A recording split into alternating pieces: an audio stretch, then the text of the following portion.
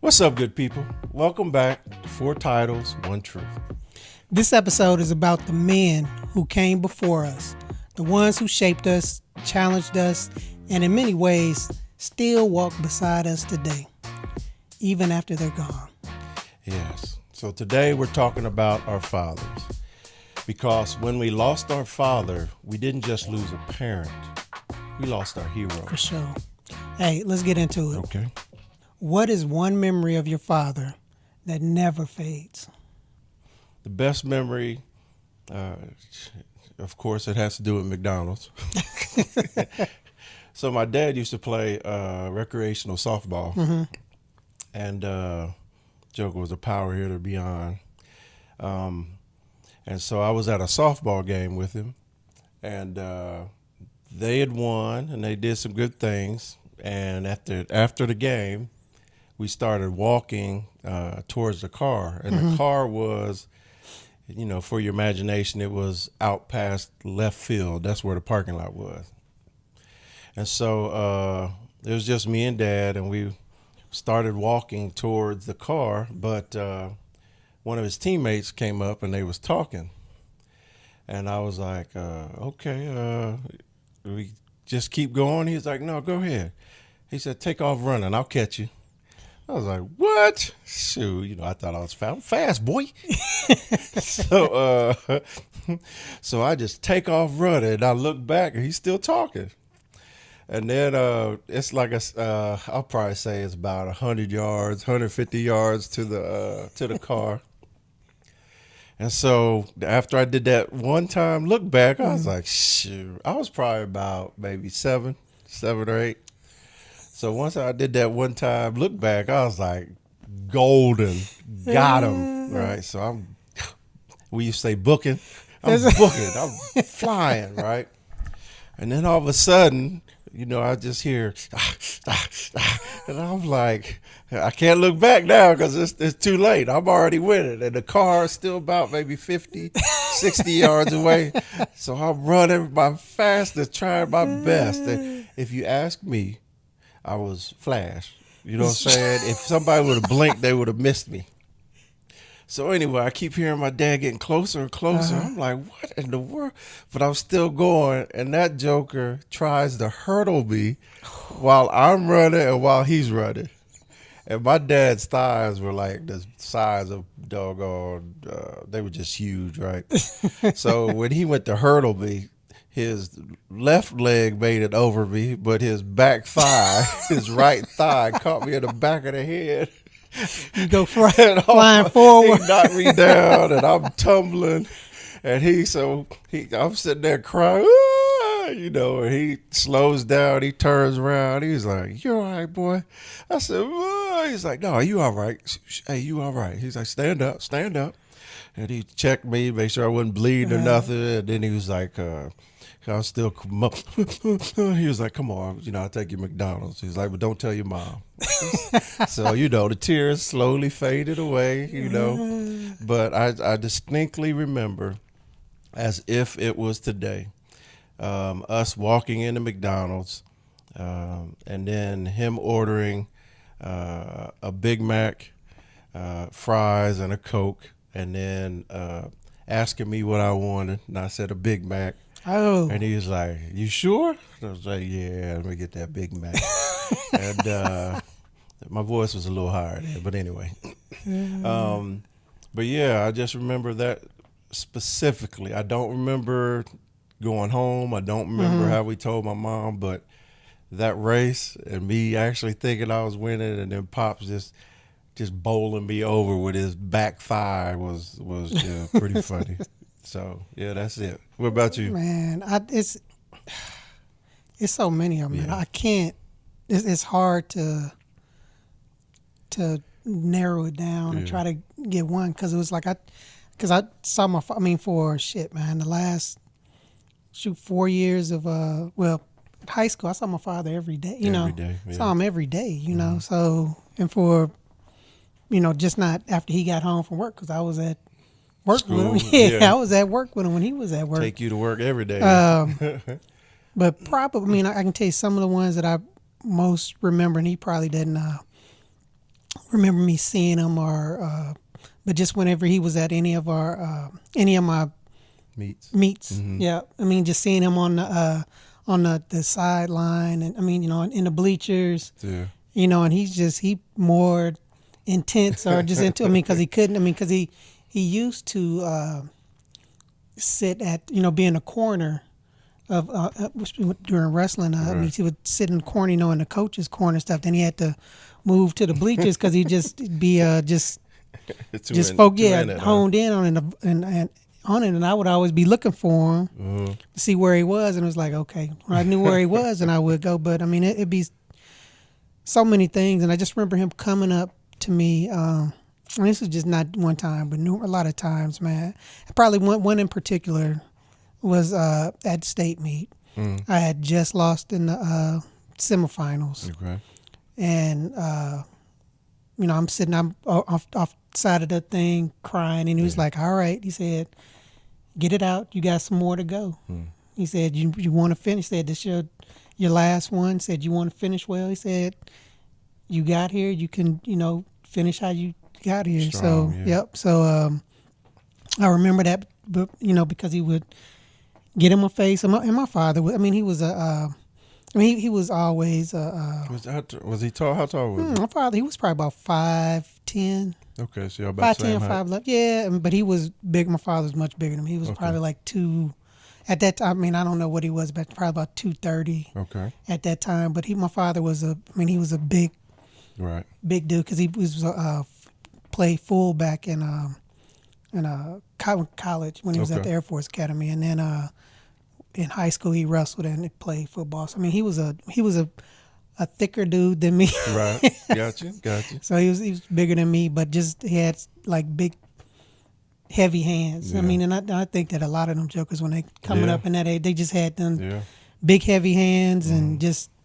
I mean, that's just with their big backs and I mean all of that stuff. So I mean all of that stuff. That man. south old man. Oh man, I mean but it's just I mean that was an incident, and I remember one time, and we were on the back of the. I'm gonna do two real quick. Okay. He was on the back of the on our house. We had a deck on the back. Okay. And we were staining it. Okay. And I'm sitting down there staining it with him, and we were listening to his music. Okay. Which Old was school. he's listening to some Sam Cooke. Yeah. And I'm trying to remember the song. He was singing it though. But he was singing and working and crying out, and he started crying while he was singing. Wow. I mean, because it just touched him. and I was like, okay, all right, What's happening? That's okay, and I was like, okay, that's all right. I mean, and the thing is, because I find myself if I'm walking and I'm listening to something, and it hits me, that memory hits in, and then it makes me double tap. Yeah. So I mean, so many. I remember the times that I got my butt beat, and another one of the. I know it's a bunch. One of the things he said. I don't know if I told you this one or not, but I was in the elementary school. Mm-hmm. I'm trying to think what grade I was. It was probably like the 3rd or 4th grade or something like that. Right. We would go to the bathroom, and I went to a Catholic school. In a Catholic school, we had a carton of milk. Okay. Take the carton of milk, and we would throw it against the wall, and it would explode because there wasn't any windows in there, so the echo and all of that stuff. So we did, a huge mess. Boys. We did that, and thought we got away with it. Yeah. But one of the guys that was with us, Snitched. yeah, he broke. He broke. But I'm still sitting there in denial. Yep, I was like, nope. So they called him, and he knows. Get home. And he said, "Did you do such and such?" And I'm like, "Yes." He's like, "Well, why'd you lie?" He said, "I can't have you lying on my name." Right. He said, "So that's why you got to get this butt whooping." He said, "Because I understand you throwing, I was a boy. I understand what boys, I understand what you did, right. And I could take that." But he said, "But you lied. You said you can't lie. You can't be lying." Right. So I commenced to get Take this. Yep. So that always is in my head. for things. But yeah, I mean, so many lessons, Yeah. and how to just, how to, yes, Yeah, just the raising you. yep. So this is another one that you got me thinking. So my dad, like I told you before, he used to work like, he wasn't an 8-hour guy, he worked at a steel plant. And so he was working 16 sometimes, Woo.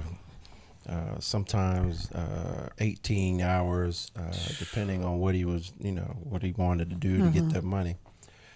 But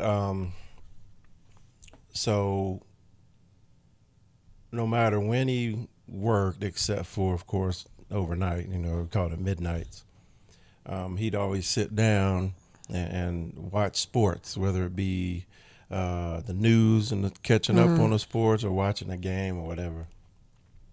And growing up, my main interest was football. And I remember, so we used to have a pull-out couch downstairs. And sometimes my mom would agree and let me sleep down there. But while I'm asleep down there, my dad would be there watching TV in his chair, right? And so I used to act like I fell asleep earlier, but then I'd be laying in like an athletic, like I was the running back, you know what I'm saying? So in my mind, he'd look and see, look, that's my boy. Look at him. Look at him. He's sleeping like he throwing the football, stupid stuff, man. But I used to consciously do that, man. Just like, I wonder if he notices. Because no matter what, and I know you'll say the exact same thing,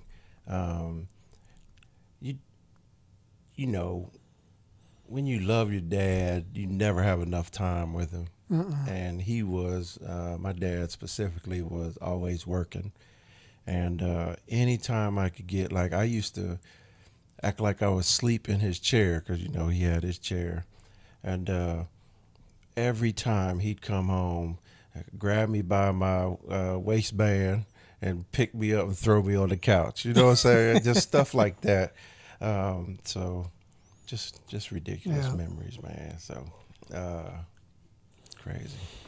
All right. So how do you think your father influenced the man you became? Oh, yeah. Limited to 10 ways. I'm just playing. Jeez, man. I mean, I think with any most, I mean, you mean your father. You look up to your father, and you want to emulate, everything. How he was, what he did. I mean, and then I was fortunate to grow up with all my family there, Right. my uncles and aunts, and I mean everybody there. That my father was the oldest, so he helped raise those, some of those guys. So just seeing automatic respect, seeing the respect from the family, then also seeing respect from people who he taught when he was a teacher, before he became an administrator and stuff. Those folks coming back and seeing him as the coach and the old players. I mean, folks that you're like, man, that you're looking up to, like you're a kid, like, man, that's Keith Cruz talking. And my father's the one that, and he feels that way towards your dad. So, but just, I mean, I just always, looking back at it now, I took care of family. I mean, just selfless. Took care of family. Took care of friends. He took care of folks. Right. He was a decent person, and I'm not saying that he didn't have flaws, because I think everybody has flaws. And everybody can pick something out of pick something, but for the most part, in and your through eyes. my eyes, Right. and what I've always taken from him, which is, man. Yeah. But No, I get it. it is a lot. I mean, get it's been a. I get it. Yeah, I mean, it's just it's huge influence on my me how as a you man, turn and how me growing up, and me progressing in my career, and I mean all of that. My father's the one that had me fill out the. I wouldn't have been in the wouldn't have been in the service. Wouldn't have been in the army if my father hadn't had me fill out those the ROTC scholarship applications and stuff. So I mean, it just from that point on, and then, and I know that you probably feel the same way. That I mean, and then you do things, or you try to do stuff to make your father proud. Yeah. You know, you try. It's like, man. Look, man, I was fake sleeping. So I get it. Yeah. So yes, I mean, so it's a man. I mean, it's a lot of things that that come to mind, and I mean, just it's.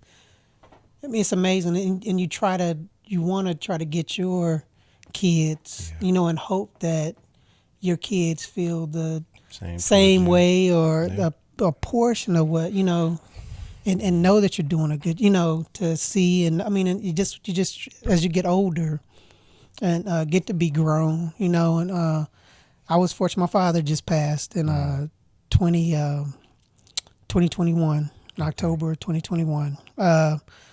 So I no, I get it. So I'm gonna go. Just like you said, my dad was the definition of a man. Mm-hmm. You know what I'm saying? And he was big, strong, fast. That's one way. But sort of like you said, my dad wasn't a teacher or like that, but he was very involved in the church bus ministry. Mm-hmm. He was a driver, and I mentioned before I went to a majority white church, but the church that we went to had a very focused effort on trying to bring in black neighborhood kids. And so my dad was a huge, portion of that. And the biggest thing is, man, you think hearing that your dad coming back to the neighborhood you're born in, you think people would clown you a little bit, like, oh, you church, but bus driver's dad's son and all that stuff. But everybody respected him, man. I'm talking from the kids. I'm talking from the mothers and fathers, and I'm talking from the other men in the church. And that was just the way he was. He was, it was Tom Jones was, and I had his name, you know what I'm saying? So my whole life, I've just been trying to live up to him. I mean, it started with stature, because when I started out, my first probably 8 grades, I was an average height kid, average height, average weight. And so I was never, I was little like you. I was little like you, man. And I was so hurt. No, but just, you got to remember, my dad was a monster, man. And so you just wait until you could. Well, till it hit you. And not just that, man. It got to a point where I was scared that I wasn't going to be him. You know what I'm saying? And so, just to give you a little background, my dad is from 10 children born in Troy, Alabama. And out of all of the brothers specifically, there's not one under 6'1", and the tallest was 6'9". And so the average was like 6'3", 6'4", and then I can't even tell you about my cousins. We're all just huge. But everybody grew faster than me. I'm talking all my cousins and, even my friends who they finally made it to 5'10", right? And they were taller than me, for a lot of my childhood. But once I hit 9th grade, that's when I started shooting up. Spurts. And so that was the biggest thing. But I've always wanted to be him, meaning I wanted to be respected like Right. that. I Yep. wanted to be even feared like that. I wanted to be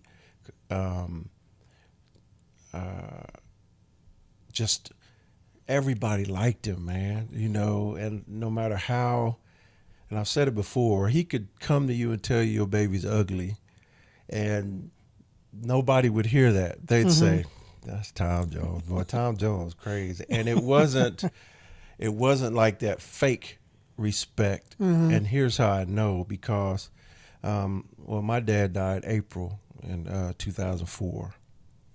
And at his funeral, just hearing people back to back to back, and I'll tell you a quick story about his funeral.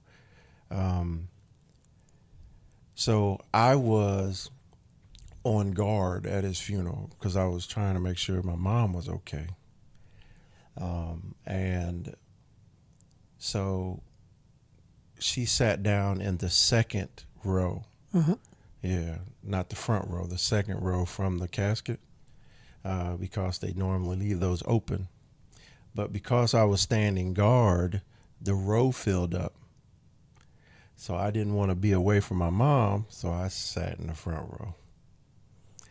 And my dad's casket, if you're looking 12 o'clock where I was sitting, my dad's casket was at 1. And within 10 feet from me, maybe even closer.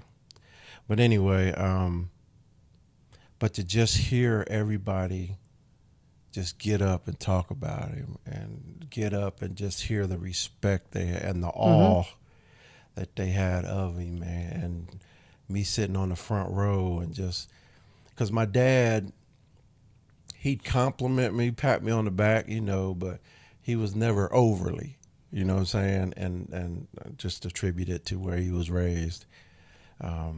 Because his father, he was the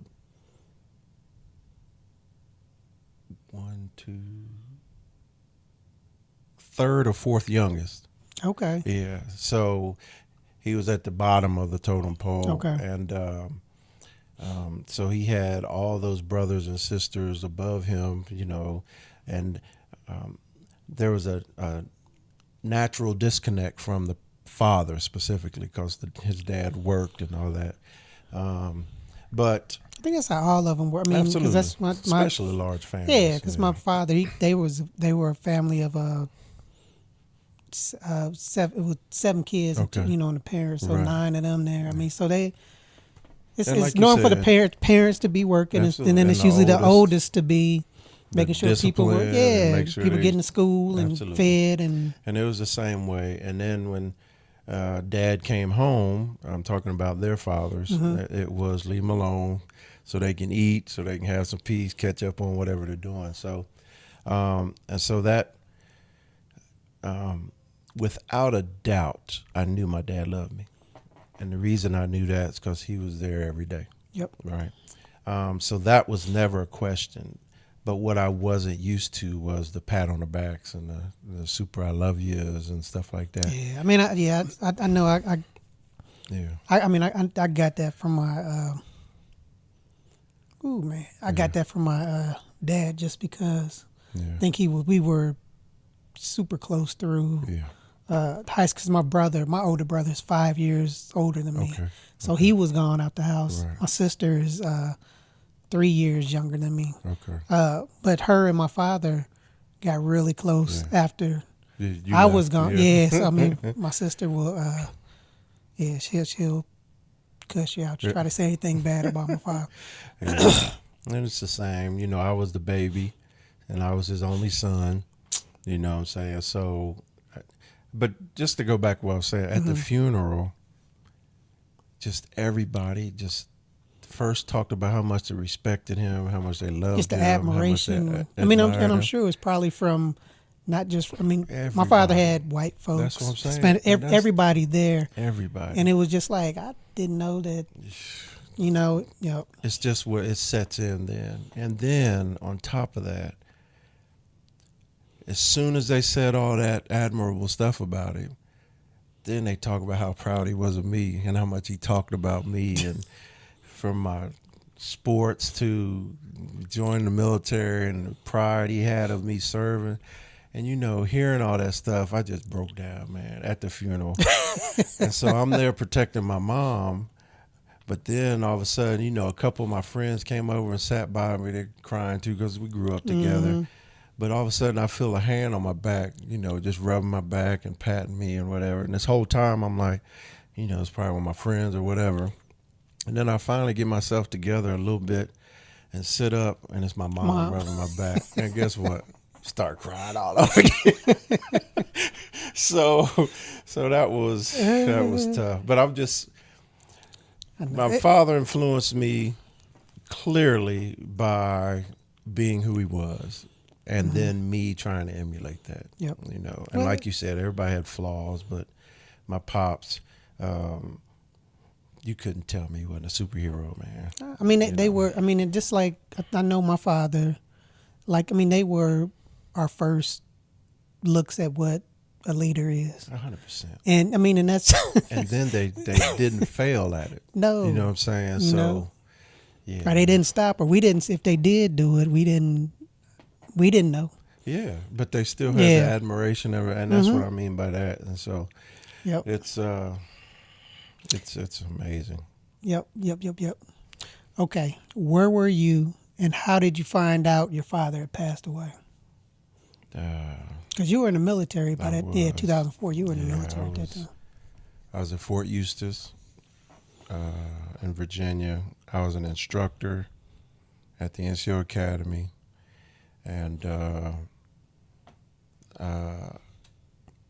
was teaching. Okay. And then I came back, put the kids on break, or the students on break. They were kids. Yeah, they were. Yeah. And I sit down at my desk, because we all had a desk in the back, and I'm just doing regular stuff, and I get a phone call from my Aunt Carla. And Aunt Carla was married to my uncle, my dad's brother, Pete. Mm-hmm. And she lived in Middletown, and so known her whole life, right? Always came over, even when they got separated. My Aunt Carla came over for holidays, and I always, reached out. And also their daughter, Jenny, we used to babysit. So I'm sitting there, and the phone rings. Yeah, my, NCO Academy, Staff Sergeant Jones speaking. How may I help you, sir, ma'am? And she's like, Tommie. I said, yes. She was like, are you sitting down? I was like, why does it matter if I'm sitting down? She said, are you sitting down? And I said, yeah, I'm sitting down. And then she's like, are you sure you're sitting down? I said, yeah, what's going on? And then that's what she told me. Your dad had a heart attack and died. Yeah. And let me tell you something. The moment, I didn't even hear the rest of the conversation.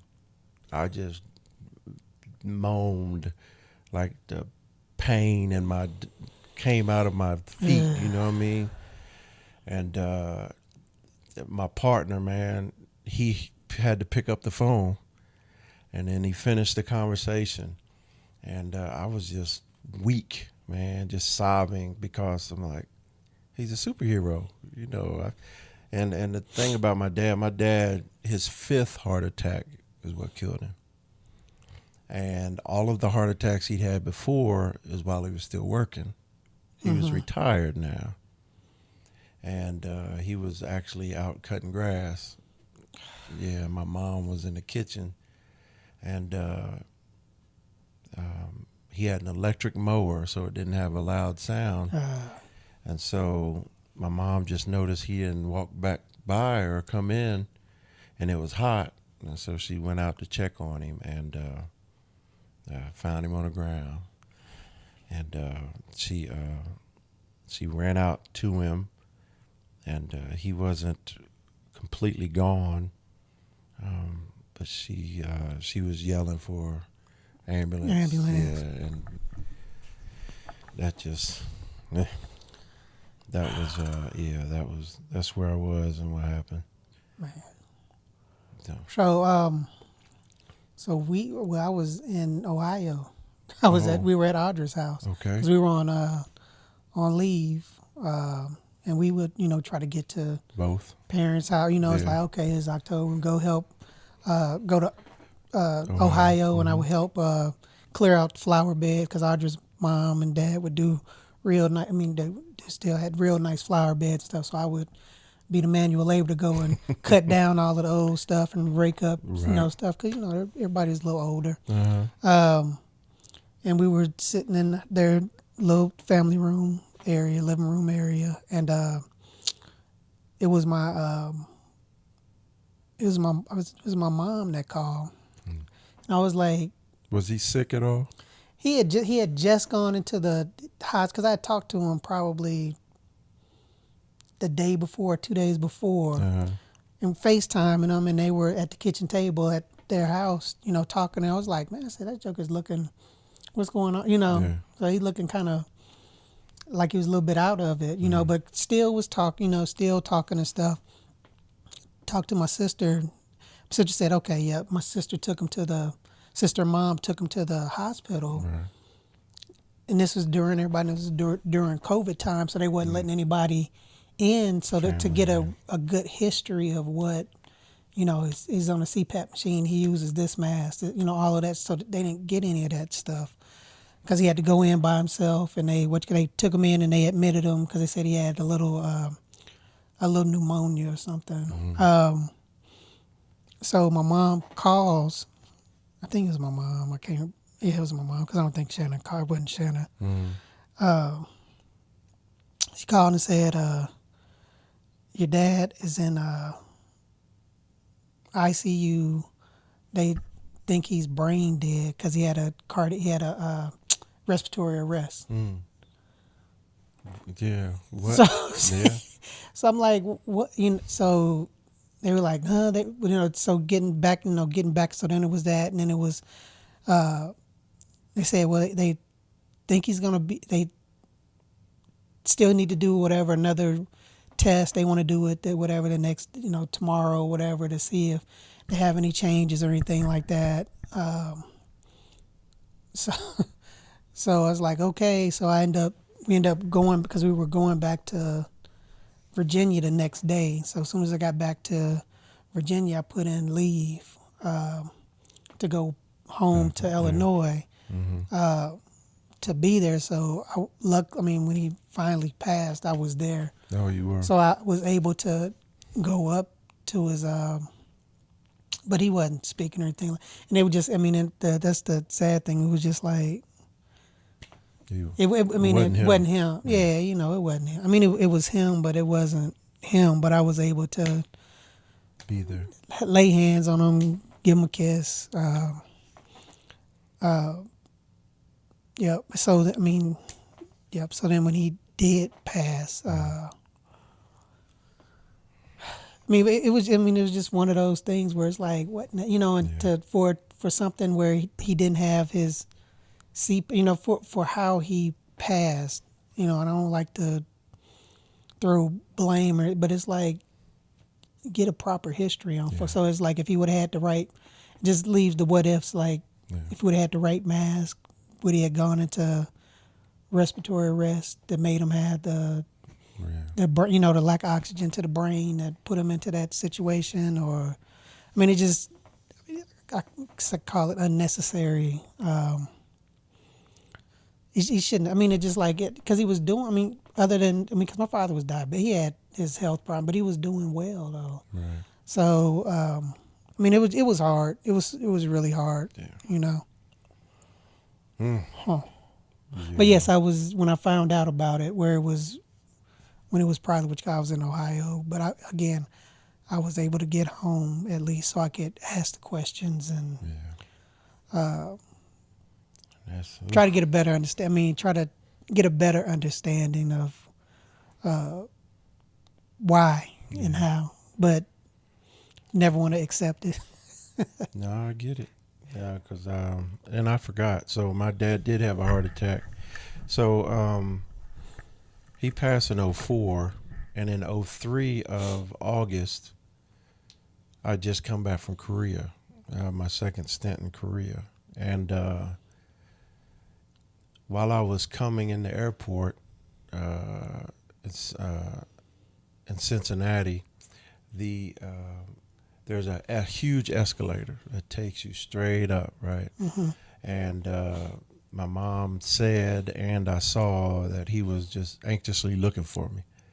You know what I'm saying? So he was standing up, and I could see him while I'm coming up, and he just standing there, not overly cheered, nothing like that, but just being Tom Jones, And so while I was on leave from that, he had actually had a heart attack, and I literally had to carry him to the car and take him to the hospital myself. So, yeah, and that was to see your dad weak. And that's the thing. It's just, and I saw the snapshot, right? I talk about a snapshot a lot. When you leave your family, especially in service, you're gone for a good period of time. Mm-hmm. And when you leave, you have that snapshot, that image of who your parents are, And then when you come back a year later, that picture is completely different when they start getting in the 60s and 70s. I tell folks, I was like, I always see my father as 18-year-old Lance did whenever I left and went to school for the first time. I mean, whenever I left home and was gone for extended periods of time, I always, that's how I always saw him. Even when I saw him again, it was like, that was. You're comparing it. Yeah, in 20 years into the military, I still, knowing my father had to have a below the knee amputation, had to have something, but I still saw my father as that's the same image. That was the same. He was the same. That person physically was him. Mentally, he was always there. Yeah, he was always good. He was always good, and always that never changed. He got. He's probably a lot nicer to my. His grandkids than of course they wasn't getting beat down or put to work like like we were, but that physical image of them, you don't see them as you see them as, like you said, as being invincible, because they were for that whole time you were home, My dad never had, and I think I was a senior in high school when he had his first heart attack, and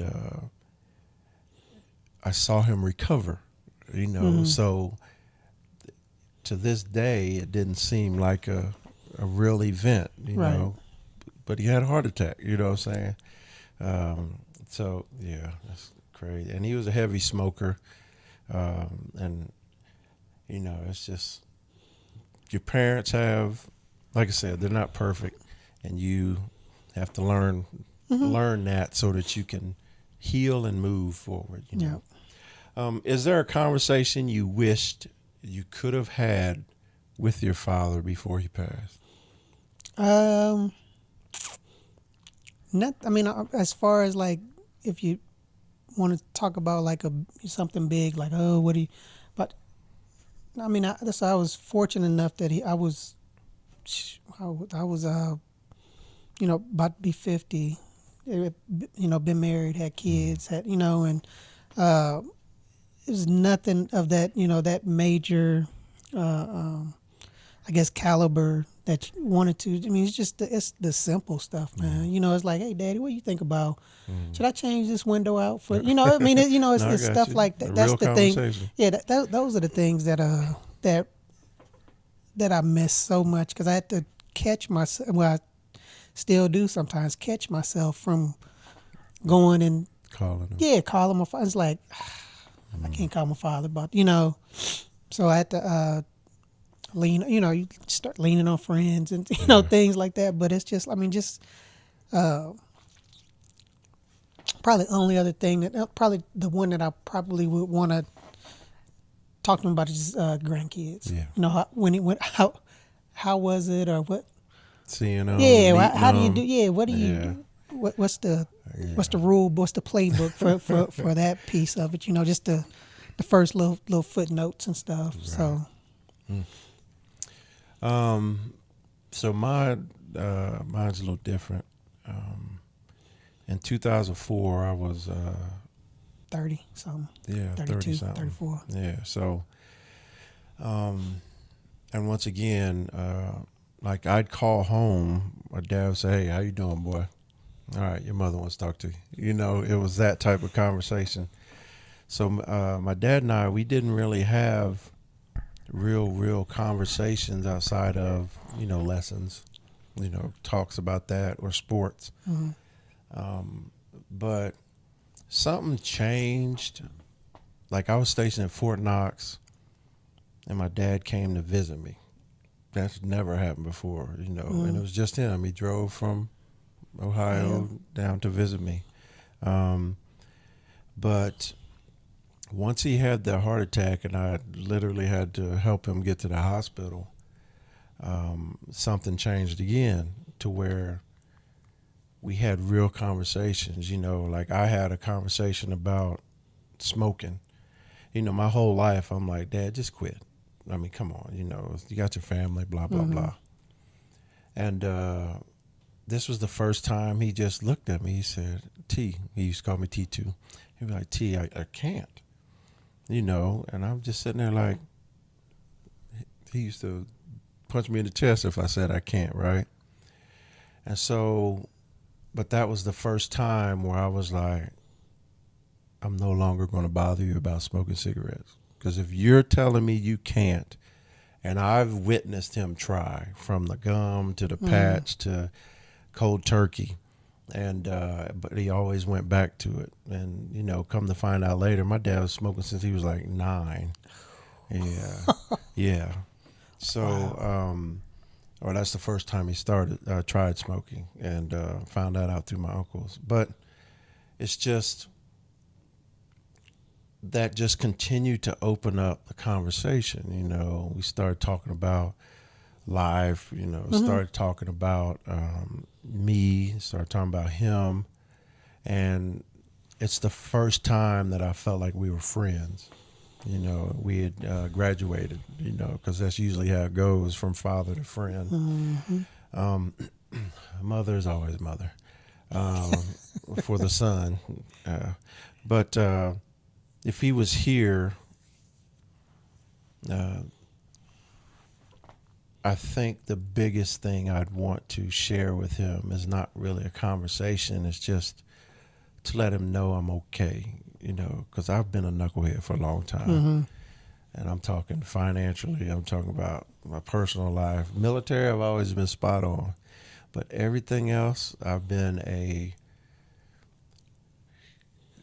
after I hit my face on the ground, then I sort of change up, you know what I mean?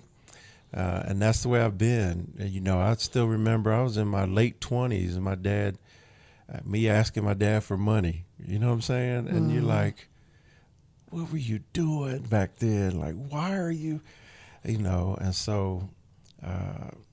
You want him to see the grown man that I you just are want now. him to see, I just How want you him are to now. see, I just want him to see that.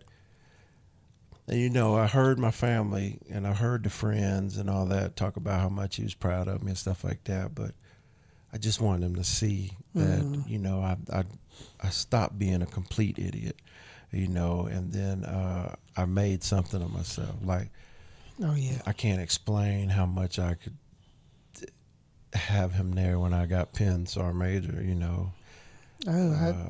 just to let him see and understand what that meant in the military and the percentages and all that stuff. To hear him as my boy's a sergeant major, that right there is something I wish. And then he never got a chance to meet Nikki, because when Nikki and I first met was in '99, but like I said, it wasn't no real relationship. And so there was never a thought of her going home with me or me going, home with her, blah, blah, blah. But it was Never got a chance to meet Kaylin.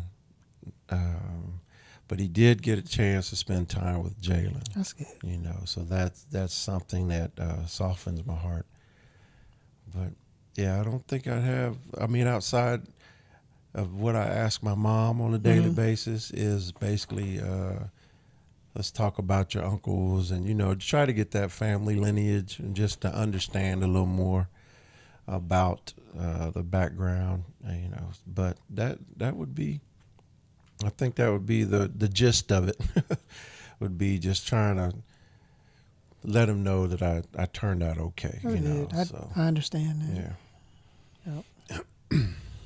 All right. In what ways are you different from your father, and in what ways are you exactly the same? Exactly the same is easier. My stature finally caught up, height and weight. So now when I'm with the Jones boys, I fit in very well. Athletic as he was, boisterous. He wasn't. I think I may be a little louder than him, meaning my conversation and all that stuff. His voice was way deeper than mine. That's a difference. He had that deep voice. I never had that. Probably until I was like maybe 12, when people would call our house, they'd call me Mrs. Jones. I still get called Audra when everybody calls our house, but that's okay. Well, thank God I grew out of that. Now other people. So, but the street smarts I gained from him because I wasn't really in the streets as a kid. I got to high school, I got out a lot more, but my common sense, I guess we'll say, I got from him. Now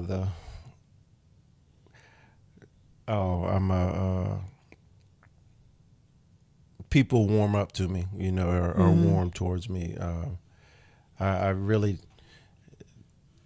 I've taken on his persona, because when I walk into a room, I think people notice me, but also when I talk to them, I think and this is what I figured out about my dad. I think what made people love him so much is the fact that he wasn't like they thought he was when they saw him. Meaning chip on his shoulder, meaning angry, meaning argumentative. Wasn't a big angry black man. Wasn't a big angry from when black they saw man. him Absolutely. as his appearance. Yeah, absolutely. And he also didn't take himself too seriously. So, and I do that a lot, to the fact where people pointed out that the reason they're okay with me is because they realize that I don't take myself too seriously. So I think that, in what ways am I different? The ways I'm different is that my mom was an influence as well, a huge influence as well. So if my dad is a sword, I'm also a sword, but he was much, much sharper, right? In so many different ways when it comes to feelings and emotion. And because of mom, I'm a little softer. I can be sympathetic and empathetic because I really do take my emotions and feelings and try to blend them into every scenario. Okay. Because of my mom, I take on that. Well, let's talk about it, stuff like that. So you're more compassionate. Oh, yeah. It's easier for you to show compassion. Yes. Yeah. Because I didn't have that chip on my shoulder than my dad. My chip was much smaller than my dad's. Because my dad's chip was a country boy, a black country boy from Alabama, 2 generations removed from slavery. You know what I'm saying? And my the chip on my shoulder was I'm not big enough yet. I'm not tall enough yet.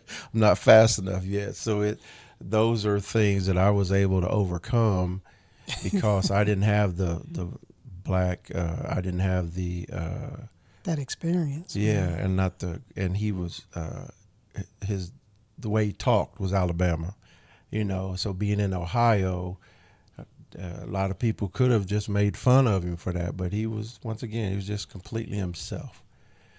So I would say the biggest difference between me and my dad is my mom's influence on me. Yeah.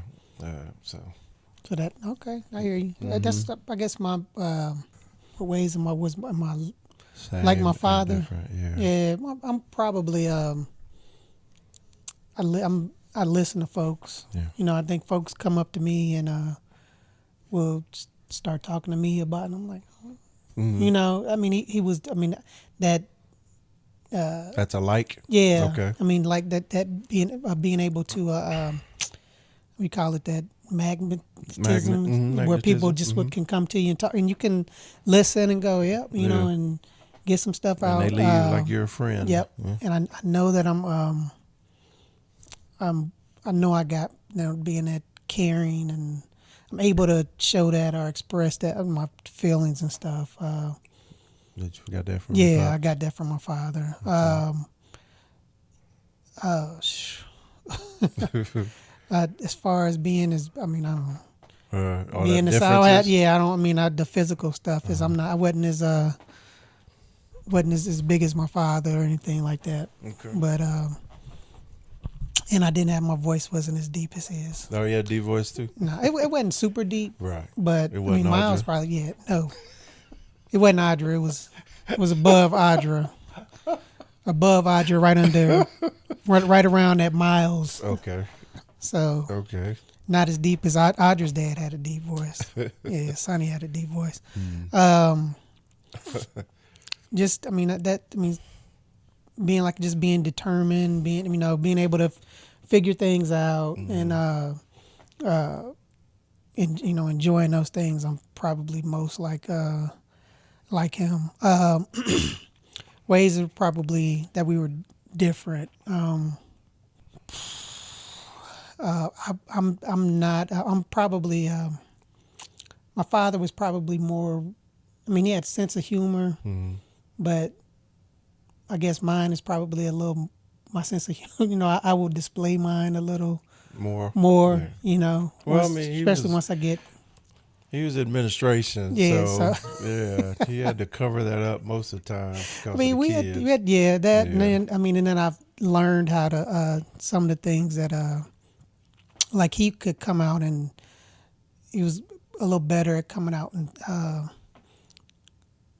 talking to, being able to the small talk and talk to folks. And I'd learned that over the course of growing up and how to talk in a group and all of that stuff. Just because it's just like I don't do that. I'm not doing any of that stuff. I mean, and he could do that, and then just being a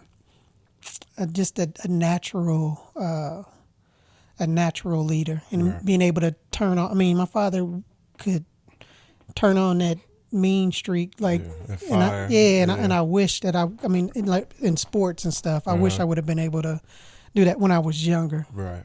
Because I mean, it's just, but he was able to be. He could have been the nice, I mean, just everything, and then.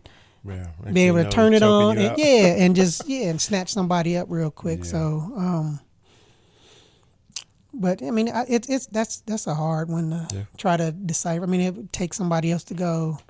Nah, because most folks would be like, nah, you're just like your dad. You're just like your dad. And it's just like I don't feel like I'm just don't feel like I'm just like him. I try to emulate, and try to be like him because I thought that. That's how you were supposed to, how you're supposed to be, and that's how, that's. I'm the same. Everybody says, like, my aunt, I have an Aunt Gail and my Uncle Pete. They're the only two living brothers and sisters left from my dad's side, and every time I see them, they're like, oh my God, you look just like your dad, and that to me, that's cool because I always thought, like I say, it's a superhero. Mm-hmm. And then my mom always says it, just like your dad, sometimes without a head shake. She says I'm hard-headed, stubborn like him, but I still say that she softened that because I'm not as. Not as. Yeah. It's yeah, there, but not as. yeah. Yeah. But I think people, because Dad was the same way, great guy, all this stuff, but don't cross him. Not because Yeah. he did anything to put you in that zone, but Lord, and I think I have that as well, because I haven't been tried too much in my life, and it's an honor, to be able to when people sit there and say I look like him or I act like him or they see him in me, that just fills my heart. Yeah, I mean that's I mean that makes me, man. Yeah, that just makes me feel like, man, I've done what I was supposed to. Yeah, proud, and that's what I mean, and that's what I'm so so glad and so fortunate that my father got to see me grow and saw my career. Family. He got to married. He knew my wife from before she was my wife and helped me. Because my father back whenever me and Audrey had been dating for a few months, and it was like over Christmas break or something. I was like, can she come over for New Year's or whatever? And he was like, yeah, we can get her a plane ticket. Help get her a plane ticket to get over to St. I mean, just again, just helping build and shape your life, and just I mean, I just worry about. Sometimes I think it's like, man, did I show him the appreciation that I was supposed to? That I mean, how did he? I mean, because that's why I know that he was super proud of me, because I know my mom would tell, if I would say, man, your dad is so, and then I know that whenever I got my promotion to Colonel, and they got to come, and I tried to express all of that in my speech to him sitting there. I mean, and I know. Deep down, we know they know. Yeah, I mean, because my mom told me, like, when I left to go to school, when they dropped me off at Howard, they got me up to my room. My mom did my bed. Then my father just rolled out. Yeah, he rolled out, and I'm sitting there crying, and my mom is hugging me. It's like, it's going to be okay. We were, and I'm sitting there crying and stuff. So I'm thinking, this was for years. I didn't had no idea. He just left. Yeah, he just, like your mom said, he was crying all the way down Georgia Avenue when the thing. He said, don't let nobody tell you that he wasn't.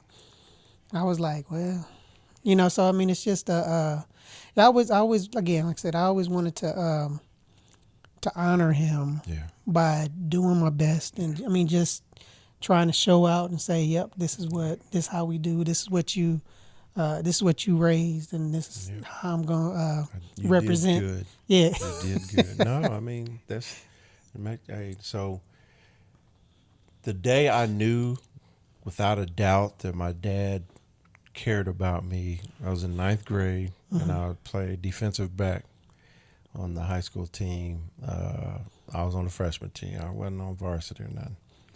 And I got an interception, and I was taken off to run, and I stepped in a mole hole. And twisted my ankle.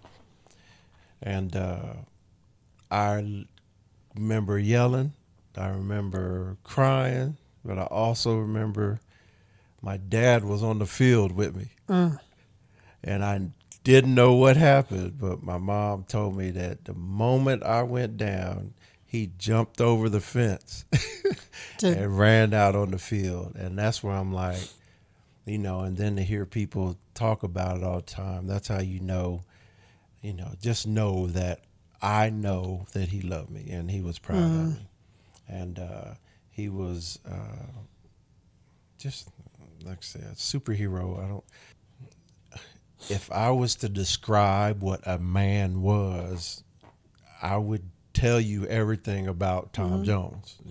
Everything that I know about Tom Jones, including faults, and everything, because he was. Yep, it's like what makes you. I mean, that's I guess way to try to get people to put it, I guess, get the feeling themselves to be like, what makes you proud, happy, gives you a sense of, that boldness, machismo. I mean, just all of that. I mean, just all of confidence. that. Yeah. No, hey, absolutely. And that's the thing. And that's what led me to, like I said, my confidence is from him. It's not from me and my capabilities. Mm-hmm. It transformed into that. Right. But the only reason I took a step forward was because I knew he was back there. Yeah, I mean, I knew that he would, or he does. And it's the same thing with the Army. That was my first time leaving home when I joined the Army. When I went to reality in the Army, it was Fort Jackson. South Carolina, I'd heard about it. You hadn't been there? Yeah, I didn't know how real it was, but let me ask you this. If your father came back to you for 1 hour today, what would you do and say to him? Yeah. Yeah, I know it's not fair because I've seen the question and I have my answer. But I don't say what kind. I wouldn't care what the. I just tell him I love him. Yeah. I mean that's it, man. Yeah. Give him a hug, tell him I love him, and then whatever we could talk about or do or whatever in that time. That's what. Yeah. That's what we would do, man. It's just. Yeah. Because it's like because when I go home, I'll go into my mom and dad's closet and go over to his side of the closet, and I can still smell his cologne Irish and stuff Springs. like that. Yeah, I can still smell that stuff. Yeah. So I mean, and that triggers triggers stuff. But yeah, just to tell him that I love him and appreciate everything that he did for me coming up in the support. So I walk past older men and smell them, and I'm like, and I get like, Joker smell like my dad, and I'm like, what in the world? So if he came back for an hour today, the first thing on my list is introduce him to Nikki. That'd be the first thing, because I tell her all the time, and I don't know if she really understands it, but he would love her because she is sassy. She has a sense of humor, and she's strong. And I know for a fact that he would love her more than me. He did a good job. That's my father. Yep. Yes. I understand that. So that would be the first thing. And then the rest of the hour would be us all just together and listening to him tell stories about me to her, and just getting letting filled, her hear the just history. getting filled up with them two having time together. That's my one, wish, if I could make anything happen. So that's a good one. Yeah, thank you for listening to another episode of Four Titles, One Truth.